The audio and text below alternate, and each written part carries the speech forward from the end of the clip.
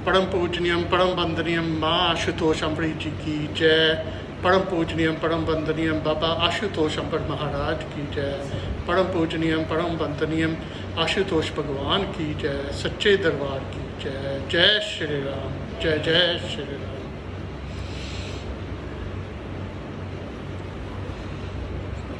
अब उस प्रभु की कृपा से फिर मुड़ के एक मौका मिला है आपके नाल सत्संग विचार साझे करने के। दास जब सामने में बैठा था तो प्रभु के आगे यही प्रार्थना की थी, हे प्रभु आप क्या चाहते हैं, आपकी संगत आपके बच्चों को क्या संदेश देना चाहते हैं।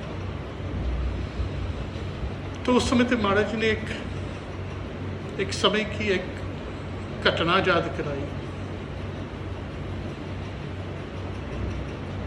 क्योंकि हर एक इंसान जब भक्ति मार्ग में चलता है तो उसके अंदर प्रश्न तो उठते हैं। ऐसा एक व्यक्ति एक समय थे गुरु अर्जन देव जी की सभा में गए तो उनका ये प्रश्न था, हे प्रभु बार बार सत्संग विचार में सुनाते हैं फिर भगत को गुरुमुख होना चाहिए।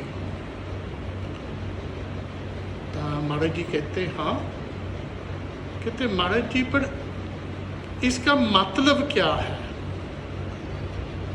गुरु अर्जन देव जी कहते हैं भी आप चाहते हैं मैं आपको शब्दानुसार बतावा या आप चाहते हैं प्रैक्टिकल। वो कहते महाराज जी जो प्रैक्टिकल हो जाए तो मुझे समझ भी लग जाएगी, शब्द में कभी हम डोल देते नहीं समझ लगती। उस समय पे महाराज जी ने एक सेवक को बुलाया, एक कागज़ का लिया तो एक कलम के नाल एक चिट्ठी लिखी। वो चिट्ठी लिखी तो उस सेवक को देती, कहते इस पिंड में इस गांव में जाओ तो मेरे सेवक को एक चिट्ठी दे देनी है। जब ये चिट्ठी देंगे तो वो आप ही आपको गुरमुख की परिभाषा दिखा देगा। कहते ठीक है, तैयारी की, चिट्ठी लेके गया। जब उस भक्त के घर में गया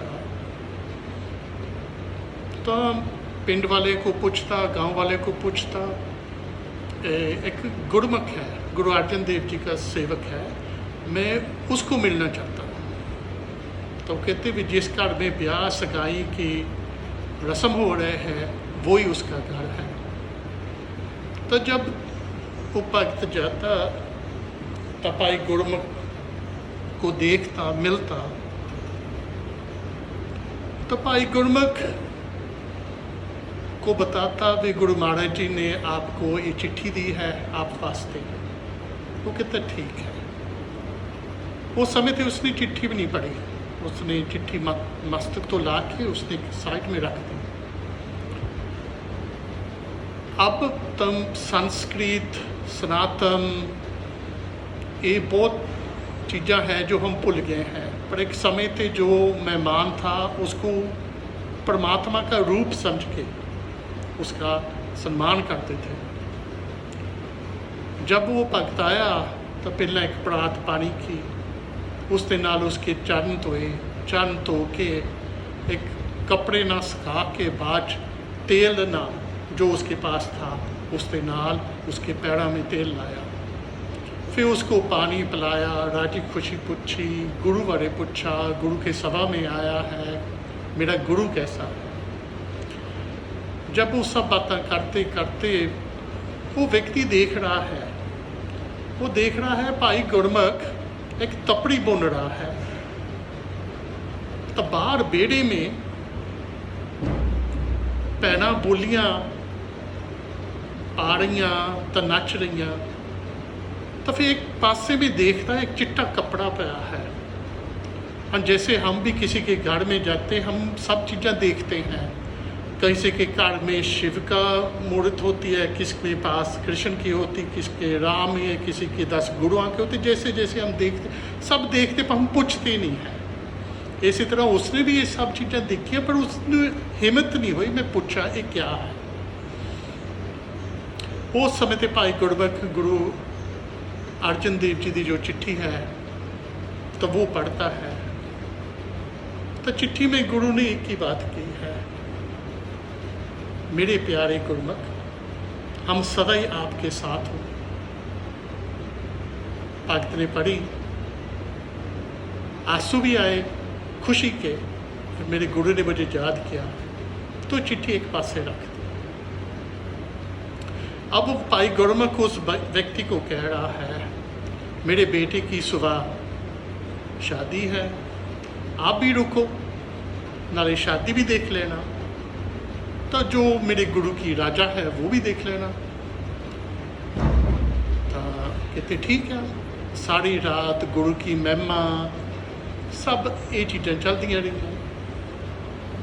सुबह जब आया तो उसकी बेटी की सगाई, शादी, तो उसका बेटा जाता शादी में, जब वापस आ रहा है, जब गेट में अंदर आता है, उस समय पे उसकी बेटी की मृत्यु हो जाती है।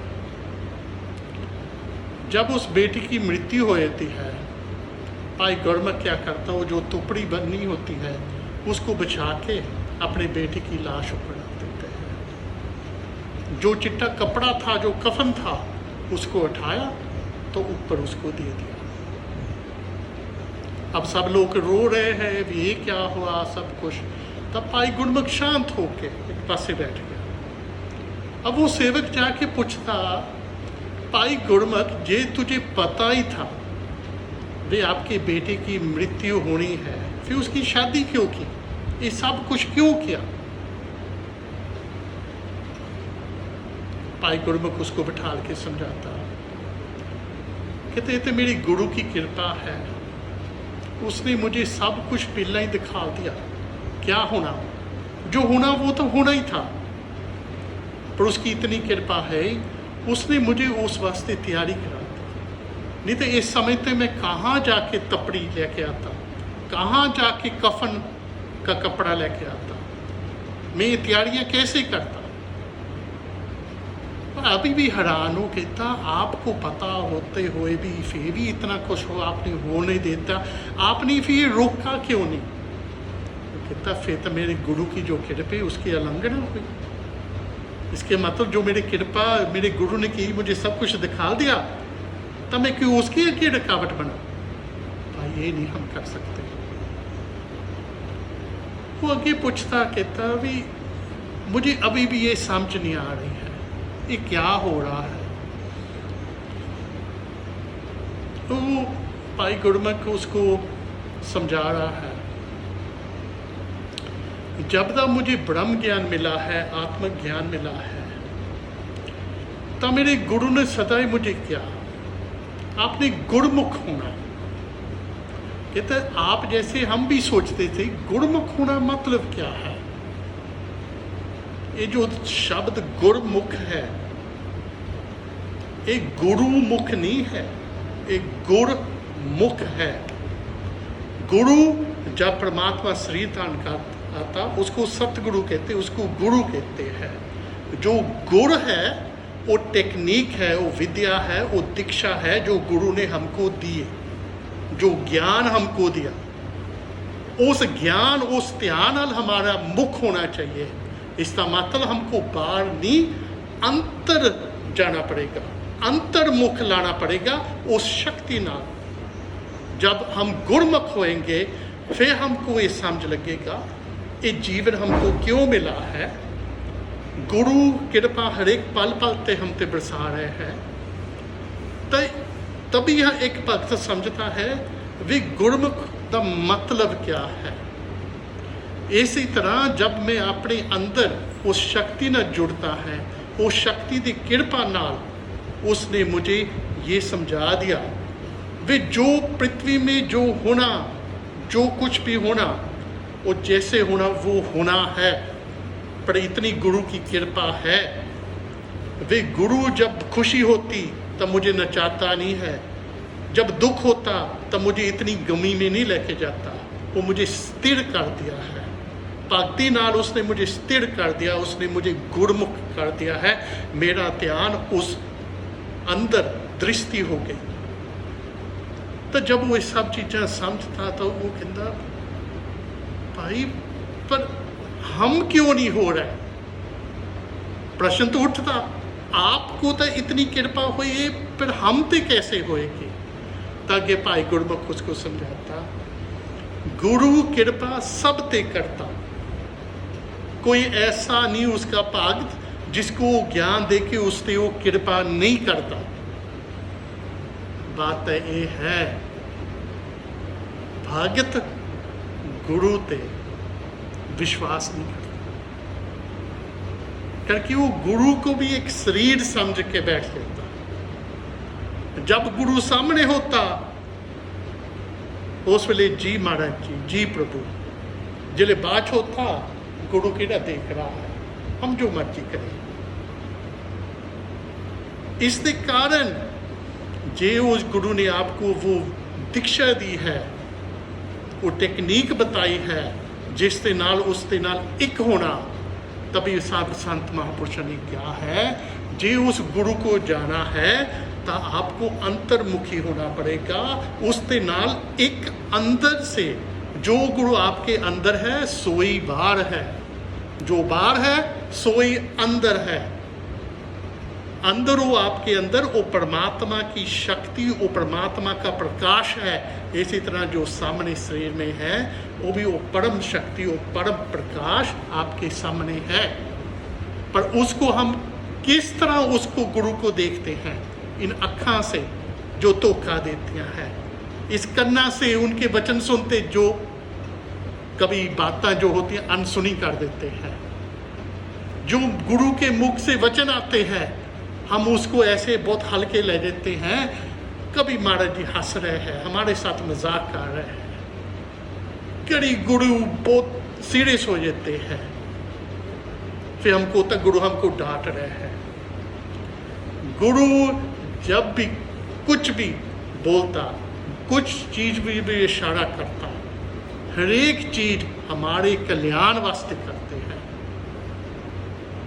क्योंकि गुरु ने हमारे शरीर ना कोई संबंध नहीं है। शरीर एक साधन है, एक समा थोड़े समय वास्ते मिला है। इसमें हम जो भक्ति कर लेंगे तो अपना कल्याण कर लेंगे। क्योंकि ये जो विचार है, मैं एक समय तो माँ को भी पूछा था, मैं क्या महापुरुषों ने वो कुछ लिखा है, जैसे उन्होंने लिखा कृपा करे जे पार ब्रह्म तो होवे साधु संग, जो जो बताए त्यों त्यों हर से रंग। माँ उसी वेले कृपा होती है जिस वेले साधु का संग होता, फिर जो गुरु मिलता, जो ज्ञान मिलता, उस समय तक कृपा होती। माँ हंस पी, मैं कहती माँ कहती नहीं बेटे, परमात्मा सदा ही कृपा बरसाता अपने भक्त। कभी भी ये समा नहीं होता जब वो कृपा नहीं बरसा रहा। पर भगत गुरमुख नहीं होता, भगत मनमुख हो जाता, भगत स्वार्थी हो जाता। सब कहते हैं जब भक्ति है, भक्ति प्रेम है, पर प्रेम तो त्याग का परिभाषा है। तो जो भक्त को पूछे आपने क्या त्याग्या, गुरु ने तो सब कुछ त्याग के आपके पास आ गया, शरीर में आ गया, आपका सब ऐश आराम सब कुछ छोड़ के आपके पास आ गया, आपको ज्ञान देने वास्ते, आपको चलाने वास्ते। जो परमात्मा ने चलाना हो तो अपनी पदवी में बैठ के फेज भी चला सकता, उसको शरीर में आने की जरूरत है। पर क्यों आता? क्योंकि हमको दिखाता, पहला खुद गुरु आप ही चलता था, हमको भी चलना सिखाता है। गुरु कहता जो भी शरीर में आया है वो गुरु तो गुरु ही होता, पर फिर भी गुरु भगत पहला बनता। क्यों बनता? हमको समझाने वास्ते। गुरु पहला इस परंपरा, इस नियम था नहीं चलता। जब गुरु चलता था फिर हमको भी चलाता। गुरु कभी भी हमको वो सेवा नहीं लाता जो गुरु खुद आप नहीं कर रहा। पर हम कहते हैं वो गुरु को तो कुछ करने की लोड़ नहीं, गुरु को तो कोई दुख सुख नहीं है। तो जो फिर गुरु को कोई दुख सुख नहीं है तो फिर आपका कल्याण क्यों करना चाहता? उसको सदा आपकी चिंता क्यों रहती है? सदा ही आपको क्यों आनंद में ले आना चाहता है? जो उसको कुछ है ही नहीं, उसको कुछ महसूस ही नहीं होता, ना दुख होता ना सुख होता, तो फिर इतना जतन क्यों गुरु का रहा? उसको होता। हमसे कोई जो हमारा करीब होए, जिसको हम प्रेम करते हैं, वो थोड़े समय वास्ते विदेश में चल जाए तो हमारा सदा ध्यान रहता वो ठीक होएगा, कुछ खाया होगा, कुछ पिया होएगा, सो भी रहा होगा, उसकी देखभाल होगी, सब तंदुरुस्त होएगा, हमारी ये चिंतन चलती है। तो जो आत्मा उस तो विछड़ी है, सदियां सदियां दी विछड़ी है, क्या उसको नहीं दुख, उसको नहीं पीड़ा हो रही? जब गुरु एक शिष्य को ज्ञान देता, अपनी शरण में ले लेता, उस समय ते गुरु क्या करता है? उसके सब दुख सुख सब कुछ अपने ते ले लेता। तो फिर भगत जैसे इस मार्ग ते जब चलता, जब उसको थोड़ी पीड़ा होती है, थोड़ी पीड़ा होती तो इतना चलाता है। पर इतिहास में एक गवाही है, 99% गुरु अपने ते लेंदा, 1% भगत को सहना पैंदा। तो 1% सहन दा होया, वो परमात्मा को, वो गुरु को दोष देता। तो जो 99% सह रहा है, वो तो कभी नहीं चला के कहता मैंने आपका दुख लिया। वो सह रहा है, कर रहा है, तो आपको भी शक्ति दे रहा है। एक समय थे दासना भी ये चीज हुई थी, जब इंग्लैंड में थे, उस समय थे हमने थोड़े समय वास्ते माँ के साथ बात नहीं हुई, बाबा जी के साथ बात नहीं हुई। तो बाबा जी ने मुझे फ़ोन किया, तो मैंने प्रणाम किया। तो बाबा जी कहते, आप बेटे ठीक हो? मैं कहा जी ठीक हो। मैंने ये सोचा गुरु क्यों पूछ रहा, पर फिर मैं सोचा भाई गुरु की मौज है, पूछ सकता। फिर अगे बाबा जी के कहता, आप अपने दंदों में दर्द तो नहीं हो रही, पीड़ा तो नहीं हो रही? मैं कहा जी बाबा जी, मैंने दंद निकाला था, एक जो निकाला तो ठीक था, दूसरा निकाला तो बहुत पीड़ा हो रही है।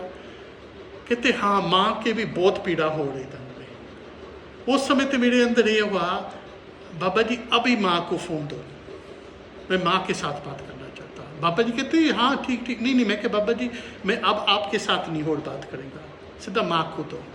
जब माँ को फ़ोन दिया तो माँ आगे क्या कहती, हम बोल रहे हो। मैं क्या माँ आपने ये क्यों किया है? इतना तो हम भी सह लेते। तो माँ ने आगे क्या किया? मैंने किया नहीं, हो जाता। जिसने मेरी पीड़ा ली, जिसने मुझे पता मेरा दुख उस समय तक कितना था, तो उसको एहसास होगा मेरा गुरु मेरे वास्ते क्या कर रहा। पर इंसान की एक बहुत बड़ा परम है, वो भूल जाता। जो गुरु करता वो भूल जाता, जो गुरु वास्ते थोड़ी सेवा भी करता वो सबको जाके जनाता। मैं 25 साल में 30 साल वास्ते गुरु के दरबार में सेवा करता हूँ, मैंने गुरु के वास्ते प्रचार किया, मैंने इतने लोगों को जोड़ा, मैंने ये किया। तो जो जन्मा दा आप बिछड़े थे, तो आपको अपने पास लेके आया, अपनी शरण में लेके आया, आपको खुद जो आपके इतने प्यारे कर्म थे उस तो बचाया। वो गुरु ने नहीं किया, आपने क्या किया? गुरु रविदास भी बहुत सुंदर यही चीज कहते हैं, बहुत जन्म बिछड़े थे माधो, ये जन्म तुम्हारे लेखे, कहे रविदास आस लग जीवो, चिड़ पे दर्शन देखे। इसका मतलब जो बहुत जन्म बिछड़े से माधो पहला मिले थे। तो जे हम इतने जन्म दे बिछड़े हैं, हमको याद नहीं, तो जिसको याद है क्या उसको नहीं पीड़ा? जिसको हर एक पल पल का देख रहा है, मेरा बच्चा भटक रहा है, मेरा बच्चा दुखी है, क्या उस गुरु को पीड़ा नहीं है? उस परमात्मा को पीड़ा नहीं है? क्या हम महान बन गए क्योंकि हमने 25 साल या 30 साल सेवा की? हम महान हो गए? पहली बात तो ये पूछनी पड़ेगी, आप सेवा अपनी गा रहे थे कि गुरु की गा रहे थे? अपनी महिमा गा रहे हैं कि गुरु की महिमा गा रहे हैं? सत्संग अपना सुना रहे थे कि गुरु का सुना रहे थे? दुनिया को अपने दर्शन करा रहे थे कि गुरु के दर्शन बारे बता रहे थे? जब ज्ञान मिले गुरु ने 4 आज्ञा दी।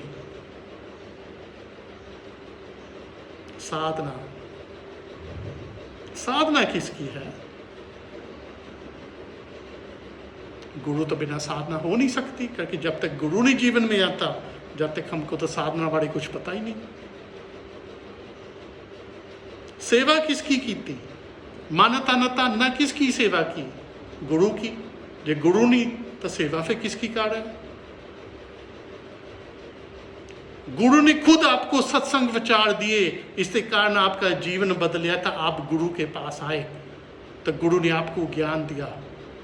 तो सत्संग किसका था? गुरु का। तो जो चौथा है सब तो महान है, गुरु दर्शन। तो फिर ये गुरु दर्शन नहीं तो फिर भक्ति कैसे होएगी? गुरु दर्शन बिना भक्ति हो सकती है?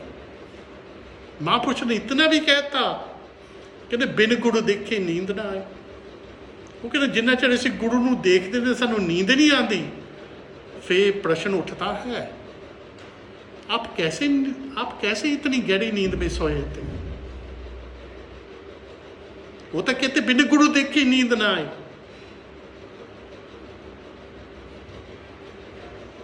भगत ने यह भी कहता, मिल मेरे प्रीतम जी तुद बिन खड़ी नमानी। कहते है प्रभु आप तो मुझे मिल, तेरे बिना मैं किसी काम की नहीं। तो हम गुरु तो बिना ही बहुत महान बन गए। हरेक समय पे गुरु जब भी भगत के पास आता है, गुरु अपने भगत को लपता है, गुरु अपने भगत को बचाता है, गुरु हरेक समय पे अपने भगत का कल्याण करता है। तो जे भगत तो गुरु का रिश्ता एक प्रेम का रिश्ता है, तो फिर हमने गुरु वास्ते क्या त्याग किया? जब दुखी होने तो गुरु को दोष देते हैं, जब सुखी होने तो हमने किया। ये प्रेम की परिभाषा तो नहीं हो सकती, ये तो स्वार्थ की हो सकती है कि हम पूरे गुरु पा के फिर भी स्वार्थी हो गए। ये तो बहुत बड़ी शर्म की बात है। गुरु ने हर एक पल पलते हमारा ख्याल रखा, हर एक पल पलते हमारा ध्यान रखता, अभी भी रख रहा है। पर इंसान ज्ञान तो बाद भी उसकी साधना भूल जाता, उसकी सेवा भूल जाता, उसके बारे सत्संगी उसकी महिमा ही नहीं गाना चाहते। तो गुरु दर्शन तो बहुत दूर की बात है। फिर हम गुरमुख तो नहीं हुए, फिर हम मनमुख हुए, मन के मती सब कुछ कर रहे हैं। पर मैं वो अपने भाई बहनों को ये कहना चाहते हैं, जिसके पास ब्रह्म ज्ञान है वो आत्म ज्ञान है। अब आपका समय है, गुरु ने तो आपको लभा था, आपको ज्ञान दिया, पर अब आपका समय है, आपने भी अपने गुरु को ढूंढना, अपने गुरु को लभना। वे इस समय पे आपका गुरु अपना कार्य कहाँ कर रहा है। हम विवेकानंद की कहानी बहुत सबको सुनाते हैं। विवेकानंद रामकृष्ण परमहंस के पार गया, पूर्ण ब्रह्मनिष्ठ गुरु के पास गया। रामकृष्ण परमहंस भी गुरु के पास गया था, तोतापुरी उसके शरण में आया था, उसकी शरण में जब गया था ज्ञान प्राप्त किया था। विवेकानंद ने भी होरा को ज्ञान दिया था। इसका मतलब अब भी पूर्ण गुरु होएगा, अब भी ब्रह्मनिष्ठ गुरु होएगा। कहाँ है अपना कार्य, कहाँ करना कारा है, ये तो हमको उसको लगना पड़ेगा, ये तो हमको ढूंढना पड़ेगा। जो आज भी आपको संदेश मिल रहा है, ये संदेश तब मिल रहा है करके बहुत मेरे भाई बहन हैं जिसकी प्रार्थना ये चल रही है, हे प्रभु जे आप हैं तो हमको मिलो। जे आपके जीवन में आपको ब्रह्मनिष्ठ गुरु नहीं मिला तो हम आपको ये बताना चाहते हैं, लखनऊ में इस समय थे पूर्ण ब्रह्मनिष्ठ गुरु बाबा आशुतोष अंबर जी महाराज जी है।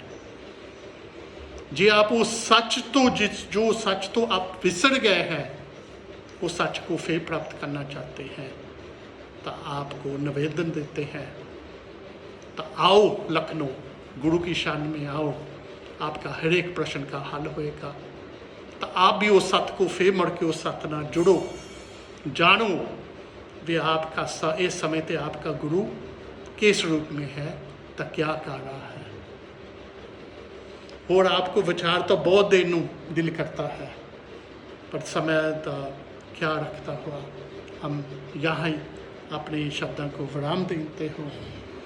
आखिरी समय ते उस परम शक्ति का जगाड़ा बुलाते हुए बोलिए, परम पूजनीयम परम वंदनीय माँ आशुतोष अंबरी जी की जय। परम पूजनीयम परम वंदनीय बाबा आशुतोष अंबर महाराज की जय। परम पूजनीयम परम वंदनीय आशुतोष भगवान की जय। सच्चे दरबार की जय। जय श्री राम, जय जय श्री राम। हर हर महादेव। वाहेगुरु जी का खालसा, वाहेगुरु जी की फतेह।